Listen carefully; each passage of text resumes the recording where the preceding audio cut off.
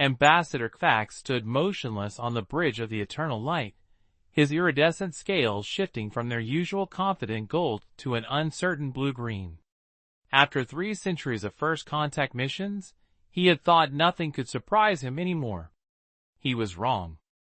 Ambassador croaked Junior Analyst Cyril from the deck, their neural interface still smoking slightly. The readings? They don't make sense. They can't make sense. Kvax gestured to the medical team, who rushed to attend to the fallen analyst. The young Zack's theory's neural overload was concerning, but what worried Kvax more was what had caused it. He turned to face the main view screen, studying the deceptively simple vessels that orbited the blue-green world before them. "Show me the sensor logs," he commanded, his secondary hearts beginning to beat faster, raw data only. The holographic display materialized before him, showing what appeared to be absurdly primitive spacecraft. Radio waves, chemical propulsion, and metal hulls that wouldn't withstand a single shot from even their most basic weapons. It was exactly what they'd expected to find after detecting the planet's broadcasts. Exactly what they'd prepared for. Too exactly. "Supreme Commander Erxtel," Kvax called out, his voice carefully controlled.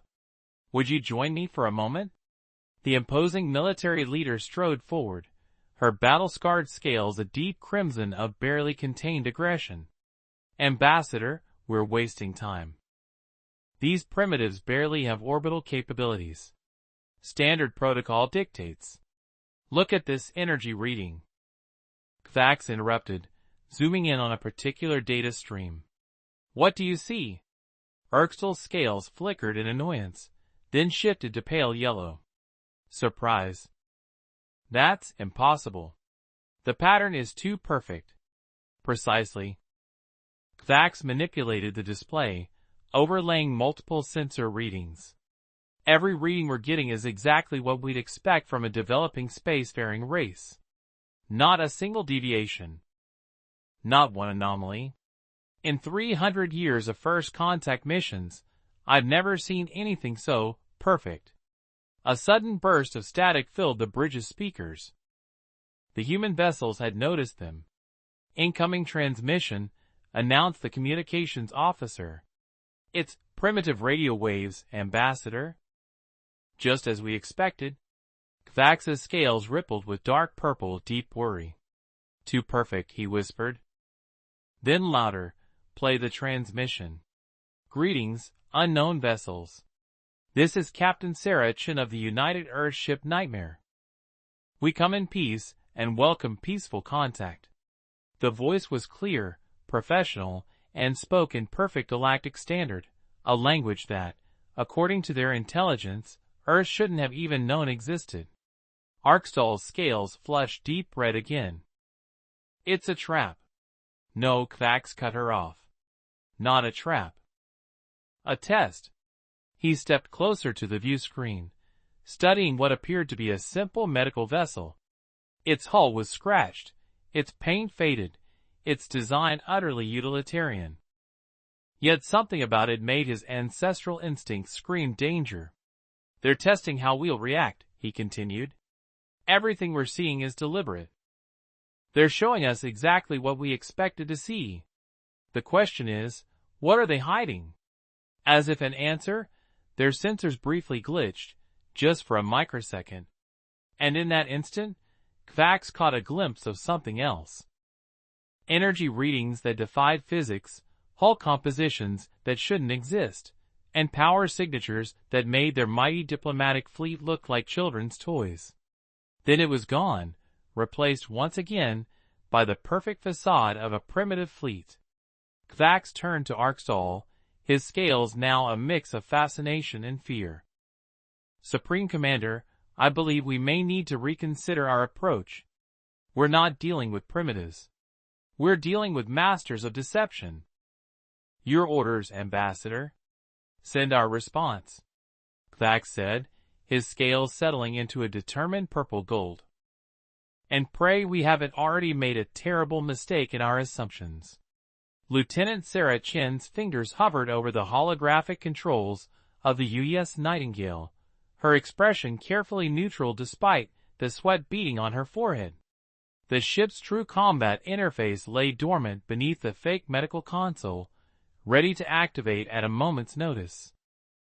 "They're scanning us again," reported her XO, Commander James Rodriguez, his voice low. "Third sweep in the last hour. These Zax-3 are nothing if not thorough." Sarah nodded, maintaining the appearance of a somewhat nervous medical ship captain. "Status of the masking systems?" "Holding perfectly. As far as they can tell, we're just a converted passenger liner with some basic medical equipment." James paused, checking another reading. Though their young officer, the one with the greenish scales, seemed particularly interested in Bay 4. Sarah's jaw tightened. Bay 4 housed the Nightingale's quantum torpedo assembly, disguised as a regenerative medicine facility. The masking technology would hold, but the young alien's persistence was concerning. The bridge door hissed open, admitting their Zax-3 guests. Ambassador Kvax led the group, his scales shifting through several shades of blue and gold. Behind him, a younger officer, the persistent scanner, practically vibrated with barely contained excitement. Captain Chin, Kvax's translator, produced perfect English. "Thank you for hosting us. Junior Specialist Mirix here is particularly interested in your medical capabilities." "Of course," Sarah smiled, years of diplomatic training keeping her voice steady. "Though I should warn you, our facilities are quite modest compared to your advanced technology." Mirix's scales flickered with what Sarah's Xenopsi training identified as barely suppressed smugness. "Actually, Captain, I have some questions about the energy readings from your medical bay. They're unusual for healing equipment." Sarah caught James's subtle hand signal. The young alien had managed to detect something. Not enough to breach their cover, but enough to raise questions. "Unusual." Sarah kept her tone curious but slightly worried. "Exactly how a lesser-developed species should react. I hope there's nothing wrong with our equipment. We recently upgraded our diagnostic imaging systems, but the integration hasn't been entirely smooth." Mirix moved closer to one of the medical displays, their scales now showing patterns of intense concentration. "These power fluctuations, they're remarkably similar to what we'd expect from a controlled quantum reaction, not a medical scanner." Behind the alien delegation, James's hand slowly moved toward the hidden weapons release. Sarah caught his eye and gave a microscopic head shake. "Not yet. Quantum reaction." Sarah let confusion color her voice. "I'm afraid Earth's understanding of quantum mechanics is still quite basic. Our medical technology relies primarily on traditional imaging methods, magnetic resonance, radiation, sonic mapping." Ambassador Kvax placed a restraining hand on Mirix's shoulder, his scales showing embarrassment. "My apologies, Captain. Mirix is young and enthusiastic. Perhaps we could focus on more practical matters." But Mirix wasn't done. "If I could just run one detailed scan of Bay 4. Junior Specialist." Kvax's voice carried an edge that transcended species barriers. "You forget yourself." The younger alien scales dulled to a chastised gray. "My apologies, Ambassador." "Captain." Sarah waved away the apology, even as she noted how Kvax had intervened. The ambassador wasn't fooled by their deception. He was too experienced for that. But he was playing along, which meant he understood the dance for what it was. "Would you like to see our primary care unit?" Sarah offered, deliberately steering them away from Bay 4. "We've recently updated our trauma response protocols." As she led the delegation through the ship's medical facilities, Sarah exchanged a knowing look with James. The Zax-Thari weren't as convinced of human technological inferiority as they pretended to be, and humans weren't as primitive as they appeared. It was, Sarah reflected, going to be an interesting diplomatic mission indeed. Supreme Commander Arkstall stood proudly on the command deck of the Zaxthari flagship, the Eternal Dominion, her scales gleaming with anticipation. The vessel represented the pinnacle of their civilization's military might. 3 kilometers of advanced alloys and cutting-edge weaponry. Your attention, Earth representatives, she announced to the human delegation. We will now demonstrate the capabilities of our latest Mark VI Neuralink combat system. Lieutenant Chen and her small group watched from the observation deck, their expressions appropriately awed. Yet Ensign David Kumar, the youngest of the human officers, seemed more interested in the neural interface panels than the massive weapon arrays being displayed. The system allows for instant response times, Arkstall continued, her scales rippling with pride. No other known civilization has achieved such perfect synchronization between ship and crew. David raised his hand, a gesture that made several Zaxthari officers' scales flicker with amusement at its childlike simplicity. Supreme Commander, may I ask a technical question? Arkstall's scales showed indulgent superiority. Of course, young one. Have you solved the quantum desynchronization problem in the neural pathway? The one that occurs when multiple operators access the same combat subsystem? The command deck fell silent. Arkstall's scales shifted from confident gold to surprised yellow so fast it must have been painful. How do you know about that? Demanded Merix, who had been watching the humans like a hawk since the medical bay incident. David blinked innocently. Oh, it's just basic neural interface theory. We encountered similar issues in our early attempts at direct neural links. The quantum states collapse when? Early attempts. Merix interrupted. Your species barely has spaceflight. You can't possibly have. A sudden alarm cut through the tension. A nearby asteroid, nearly invisible against the system star, had altered course. It was now on a direct collision path with the assembled fleet. Impact in 30 seconds, a Zaxthari officer shouted. Neural interface loading. Loading. System crash. The quantum desynchronization. All ships, emergency maneuvers. Arkstall commanded, her scales now ash-gray with fear. The massive Eternal Dominion's engines flared, but the ship's bulk made it move with agonizing slowness. Then something impossible happened. The U.S. Nightingale, supposedly a converted medical ship, moved. Not with the clumsy chemical thrusters it had shown before, but with an elegant precision that defied physics. The vessel split into 3 distinct sections, each moving independently yet in perfect coordination. What in the name of the first egg? Merix breathed. The Nightingale's section surrounded the asteroid, and for a brief moment, reality itself seemed to bend.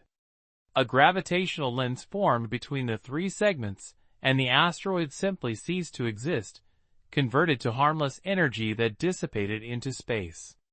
The human vessel reassembled itself, once again appearing as nothing more than a humble medical ship. Lieutenant Chen cleared her throat in the stunned silence. Supreme Commander, I believe this would be a good time to discuss the actual capabilities of Earth's fleet. Arkstall's scales had gone completely white, a sign of total shock in her species. That was not simple neural interface technology. No, David offered helpfully. We abandoned neural interfaces centuries ago. Too limiting. Our ships use quantum consciousness integration instead. The vessels aren't controlled by the crew. They're extensions of the crew. Ambassador Kvax, who had been quietly observing, finally spoke. You've been holding back. Significantly. Just as you have, Ambassador, Sarah replied with a diplomatic smile. Though I notice your ship's weapon systems have been quietly charging since we came aboard. Kvax's scales showed a mix of embarrassment and respect. It seems we have much to learn from each other. Indeed, Sarah agreed. For instance, Would you like to know how we actually solved that quantum desynchronization problem? It's quite elegant. Really. As David launched into an enthusiastic technical explanation that had the Zach's theory engineer's scales changing colors rapidly, Sarah exchanged a knowing look with Kvax. The real first contact was finally beginning. The asteroid field came alive without warning. What the sensors had dismissed as harmless space debris suddenly accelerated, becoming a deadly cloud of hypervelocity projectiles. The Zach's theory fleet's automated defenses sprang to life, but they were designed to track energy signatures, not chunks of inert rock. Multiple impacts detected. Merrick's scales had gone ghost white as she monitored the tactical display. Hull breach on decks 7 through 12 of the Eternal Dominion. Ambassador Kvax watched in horror as emergency force fields failed to contain the decompressions. Our backup systems are offline. How did they know exactly where to? Permission to assist. Lieutenant Chen's voice cut through the chaos. Suddenly all business. Supreme Commander Uxtal's scales showed internal conflict. Pride warring with survival. Another impact rocked the flagship, deciding the matter. Granted. Sarah's fingers danced across her neural interface. Nightingale actual to all Earth vessels. Pattern Delta 7. Execute. The transformation was breathtaking. The small flotilla of seemingly primitive Earth ships rippled like liquid metal. The Nightingale split again, but differently this time, each section reconfiguring into sleek combat forms. Other vessels followed suit, their harmless civilian facades melting away to reveal deadly efficiency. By the first egg, Merrick's whispered, they're not individual ships at all. They're components of a larger system. She was right. The Earth vessels moved in perfect synchronization, forming complex geometric patterns that somehow altered the local spacetime geometry. Asteroids that should have impacted the Zaxthari ships instead found themselves passing through empty space, their trajectories bent impossible degrees. Ensign Kumar. Sarah commanded, explain to our friends what they're seeing. They've earned that much. David nodded eagerly, pulling up a holographic display. Every human vessel is designed with quantum-morphic architecture. We can reconfigure not just our ship's forms, but their fundamental physical properties. He highlighted the Nightingale's transformed sections. Right now, we're using crystalline pattern formation to generate localized gravity lenses. A massive asteroid, easily large enough to crack the Eternal Dominion in half, approached the fleet. The Earth ships responded by flowing into a new configuration, a perfect dodecahedron of transformed vessels. Watch this, David said with poorly concealed excitement. This is my favorite part. Energy coursed between the Earth ships, and for a moment, reality seemed to hiccup. The asteroid didn't explode or change course. It simply ceased to exist at point A and resumed existing at point B, safely past the fleet. Kvax's scales had shifted to a deep blue of intellectual fascination. You've mastered localized temporal displacement.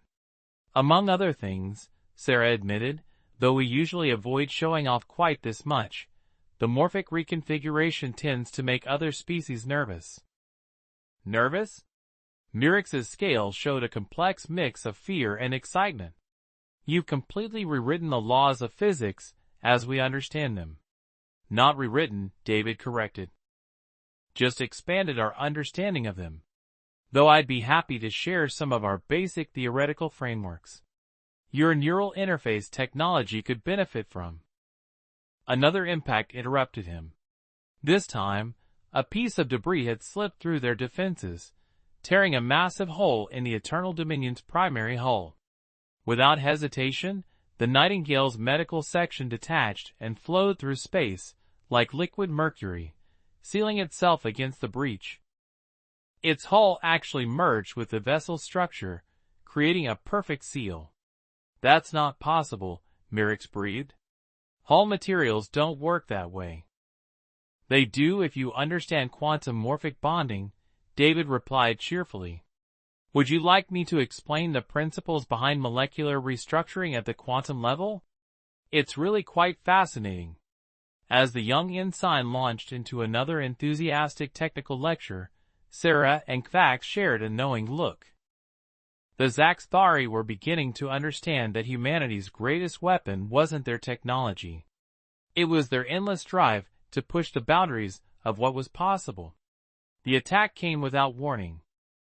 7 vessels dropped out of hyperspace, their hulls painted in the blood-red markings of the notorious Crimson Fang's pirate fleet. Their weapons were already charging, targeting both human and Zaxthari ships alike. Well, LT? Chun remarked calmly from the Nightingale's bridge, this should be educational. The pirate's leader, his face obscured by a fearsome combat mask, appeared on all communication channels. Zaxthari vessels, Earth vessels, this is Captain Draketh of the Crimson Fangs. Power down your.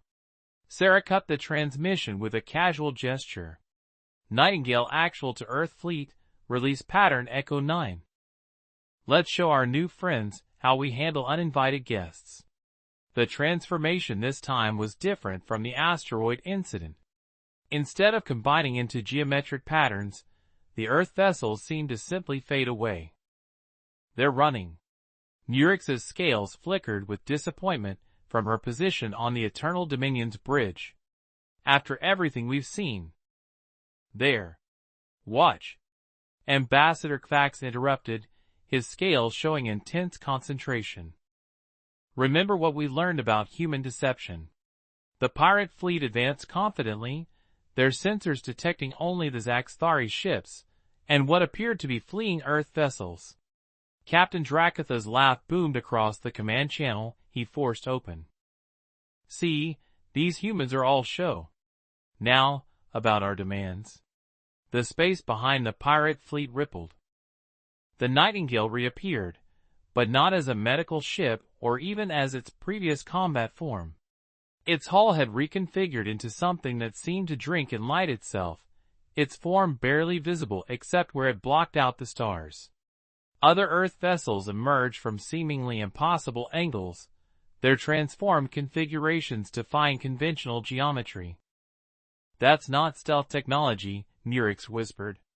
They're bending light around their hulls. But the power requirements would be irrelevant. David supplied helpfully from his temporary station on the Eternal Dominion. We don't use conventional power systems. Each ship generates its own localized universe with slightly modified physical constants. Highly efficient, though it took us a few centuries to work out the math. The pirates attempted to bring their weapons to bear, but the Earth ships were already moving. The Nightingale flowed around the pirate flagship like liquid shadow, its hull occasionally intersecting with the other vessel in ways that made Nurix's neural sensors spark in protest. Quantum phase shifting, David explained, noting her distress, allows us to temporarily share the same spacetime coordinates as other matter. Useful for disabling enemy systems without destroying the whole ship. Watch this part. The pirate vessel's weapons suddenly went dark. Then their engines. Then life support.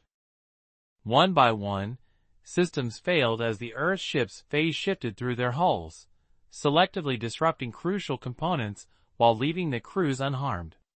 Impossible, Supreme Commander X still breathed, her scales showing a complex mixture of awe and professional jealousy. The precision required. The computational power. Oh, that's not computers, David said brightly. Each ship has a quantum consciousness core. They're essentially alive in their own way. Makes precision work much easier when your vessel can think for itself. Within minutes, the entire pirate fleet hung helpless in space. The Nightingale resumed its innocent medical ship appearance, though now everyone present knew just how much of a facade that was. Lieutenant Chen to all vessels, Sarah announced. Threat neutralized. Ambassador Kvax, would your security forces like to handle the prisoner transfer? Our brig space is technically reserved for medical quarantine cases. Officially speaking, of course. Kavak's scales showed amused respect. Of course, Lieutenant, though I believe we would be very interested in discussing mutual defense arrangements after this demonstration. Naturally, Sarah replied with a small smile. Though I should warn you, what you've seen today, it's barely scratched the surface of what humanity's ships can do. From his station, David grinned at Mirix's color-shifting scales. Want me to explain how the phase shifting works? The math is beautiful, especially the parts about quantum probability manipulation. The orbital shipyard above Earth materialized slowly through the quantum tunnel, its true form causing Mirix's scales to shift through every shade of astonishment. What had appeared from a distance as a simple construction facility was actually a massive crystalline structure that seemed to exist in multiple dimensions simultaneously. Welcome to Genesis Point, Lieutenant Chen announced to the Zaxthari delegation, humanity's primary research and development facility. Ambassador Kavak studied the impossible geometry before them, his scales a deep blue of intellectual fascination. Those patterns, they're self-replicating on a quantum level. Notice that, did you? David grinned from his console. The whole station is actually a single living quantum computer. It evolves and adapts its own structure based on what we're designing. Supreme Commander Erkstall's scales flickered with unease as they approached what appeared to be an ordinary docking bay until it reconfigured itself molecule by molecule to perfectly match their ship's whole configuration. Every innovation you see here, Sarah explained as they disembarked, was born from necessity. Computer, historical overlay, extinction event 1. The air around them shimmered, and suddenly they were surrounded by a holographic representation of Earth's first brush with extinction. A massive asteroid, larger than the one that killed the dinosaurs, approached the planet. This was 300 years ago, Sarah continued. Our first quantum displacement ships were created here, born from the desperate need to move something too big to destroy. Mirix's scales paled. You developed quantum teleportation technology in a single emergency. Humans are motivated problem solvers, David offered, especially when our backs are against the wall. The simulation shifted, showing other catastrophes. Solar flares that should have sterilized the planet, dimensional rifts that threatened to tear reality apart, and threats that the Zaxthari had no context to even comprehend. Computer, show them the Lazarus Protocol, Sarah commanded. The air rippled again, revealing a massive chamber where ships were quite literally being grown rather than built. Crystalline structures extended like branches, each one eventually forming into a fully functional vessel. By the first egg, Kivox breathed. They're not just alive, they're reproducing. In a manner of speaking, David confirmed. Each ship contains genetic memory from every threat humanity has faced. They're born knowing how to adapt to almost any situation. The Nightingale, she's a 53rd generation vessel. Her grandmother survived the reality wars. Reality? Wars? Mirix's scale showed both horror and curiosity. Let's save that story for another time, Sarah interjected smoothly. The point is, everything you see here was developed for one purpose: survival. We didn't set out to become the most technologically advanced species in known space. We just couldn't afford not to be. They approached a viewing window overlooking a testing chamber. Inside, a new ship was being put through its paces, its form shifting between configurations faster than the eye could follow. That's the next generation, David explained proudly. They can rewrite local physics on an even smaller scale. We're hoping to eliminate the need for weapons entirely, just temporarily suspend the laws of physics inside enemy vessels until they surrender. Kivok's scales shifted to a deep purple of respect and concern. Your species, you're not just ahead of us technologically. You're operating on an entirely different level of existence. Maybe, Sarah acknowledged. But we're still human. We still make mistakes, still feel fear, still hope for peace. That's why we maintain the facade of simple vessels and basic technology. We don't want to frighten potential allies or provoke potential enemies. A sudden alert caught their attention. On a nearby quantum display, a ship in the testing chamber had just achieved something new. It had created a stable pocket universe inside its hull. "Oh wow," David exclaimed, his eyes lighting up. "That's new. Want me to explain how it works?" It involves some fascinating applications of string theory and, as the young ensign launched into another enthusiastic explanation, Sarah noticed both fear and fascination in their guest's scale patterns. The Zaxthari were finally beginning to understand. Humanity's ships weren't just vessels of war or exploration. They were the physical embodiment of humanity's greatest strength, the ability to turn existential threats into opportunities for growth.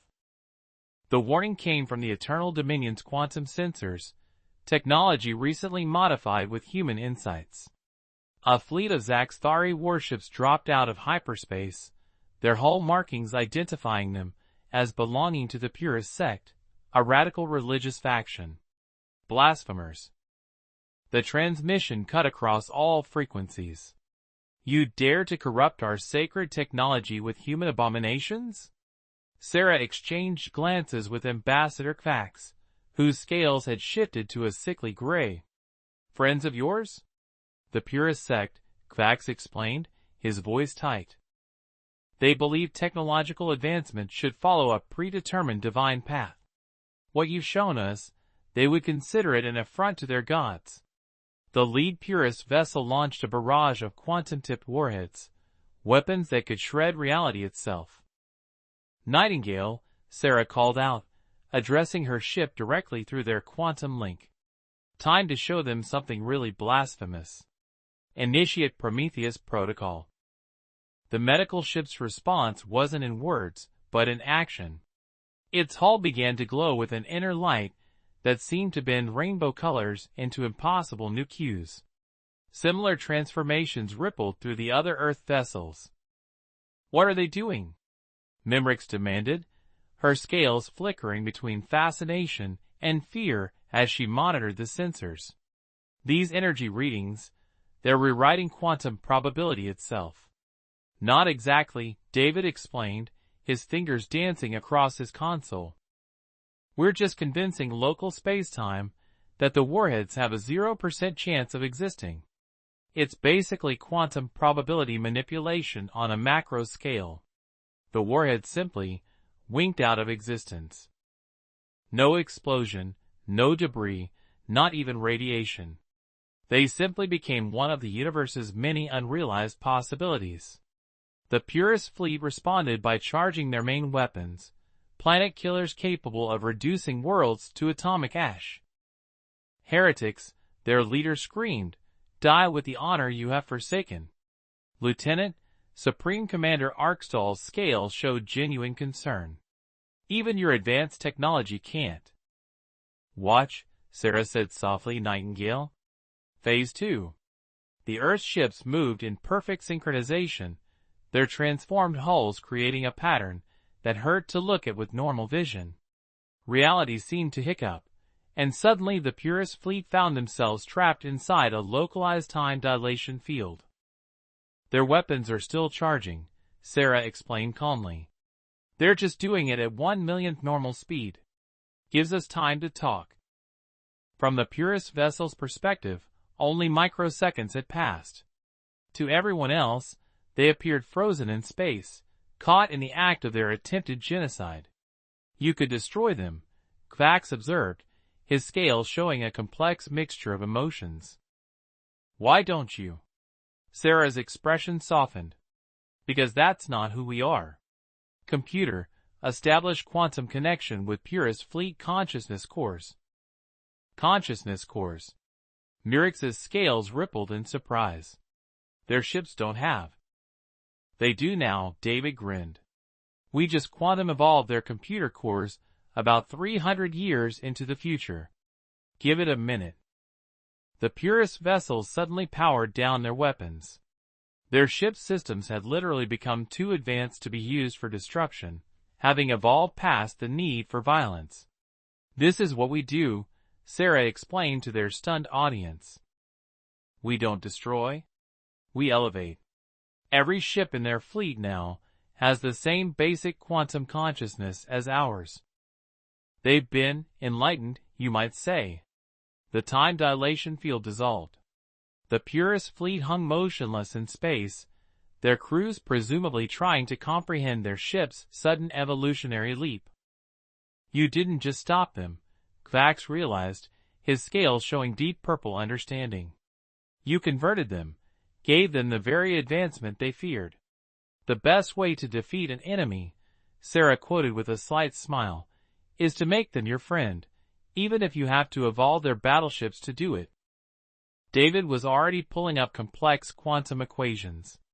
"Want me to explain how we manage the consciousness transfer?" The math behind consciousness evolution is particularly elegant. As the young ensign launched into another passionate explanation, Sarah noticed the Zaxthari observer's scales had all shifted to the same shade, the deep blue of profound revelation. They finally understood that humanity's greatest weapon wasn't their technology, it was their humanity itself. 1 month after the Purist Sect incident, the Genesis Point shipyard hosted an unprecedented event. Representatives from across the Zaxthari Confederation gathered to witness the launch of the first joint human-alien vessel. The ship hung in space before them, its crystalline hull incorporating both human quantum architecture and Zaxthari neural interface designs. Its name, written in both human and Zaxthari script, gleamed on the bow. Convergence. "Beautiful, isn't she?" David asked Merix, whose scales shimmered with excitement as they monitored the quantum readings. The young Zaxthari officer had become the first of her species to fully interface with a quantum consciousness core. "The consciousness integration is perfect," Merix replied, her scales shifting through patterns of joy and wonder. "I can feel her thinking. Evolving. She's already adapted my neural patterns into her base consciousness." Lieutenant Chen and Ambassador Kvax stood at the primary observation window, watching as the convergence performed its first transformation sequence. The vessel's hull flowed like liquid starlight, demonstrating perfect harmony between human quantum manipulation and Zaxthari precision engineering. "Did you ever imagine this?" Kvax asked, his scales showing deeply contemplative patterns. "We wanted to find allies who could see past appearances, who could understand why we chose to hide our true capabilities." And now, Supreme Commander Uxtal approached, her scales showing new patterns that hadn't existed in Zaxthari culture before contact with humans, patterns of philosophical curiosity. "Now," Sarah gestured to the convergence as it completed another beautiful transformation. "We evolved together." The ship suddenly pulsed with energy, its quantum sensors detecting something at the edge of known space. Both human and Zaxthari crews tensed, but this time they moved as one.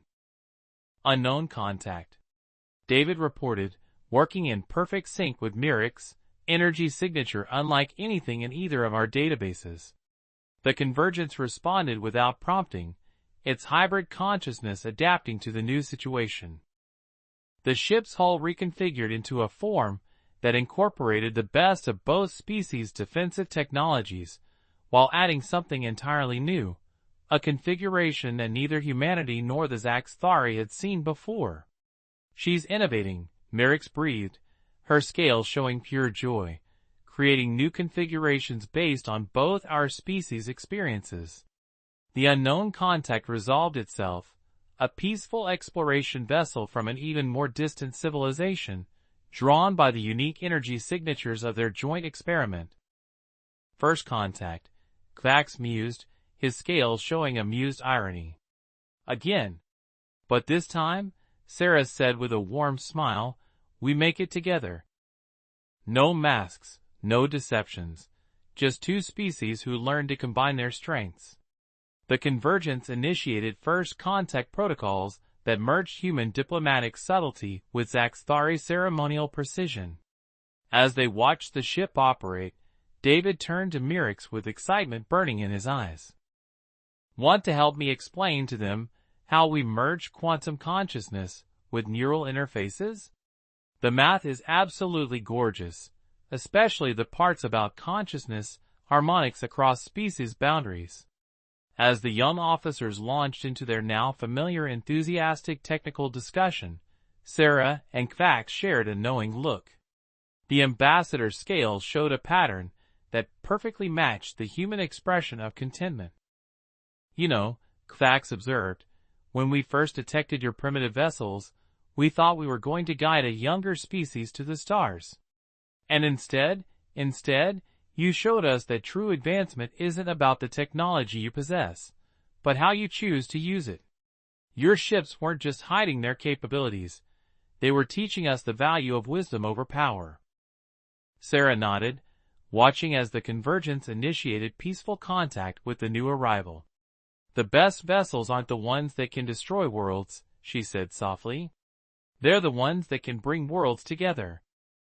Around them, human and Zaxthari crews worked in perfect harmony, their differences becoming their greatest strength. The future stretched before them, bright with possibilities as humanity and their new allies prepared to face it together, not as teacher and student, but as equals in the grand dance of cosmic evolution.